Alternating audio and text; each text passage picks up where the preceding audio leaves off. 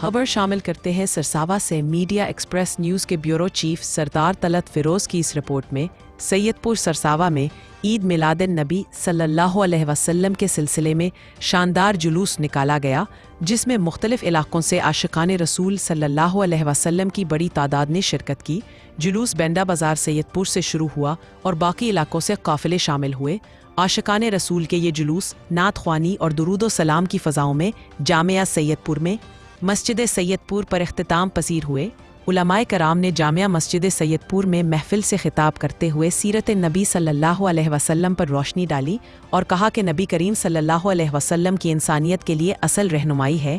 آخر میں ملک و ملت کی سلامتی اور امت مسلمہ کے اتحاد کے لیے خصوصی دعا کی گئی۔ دعا کے بعد شرکاء میں لنگر تقسیم کیا گیا، جس سے سینکڑوں عاشقان رسول صلی اللہ علیہ وسلم نے استفادہ کیا۔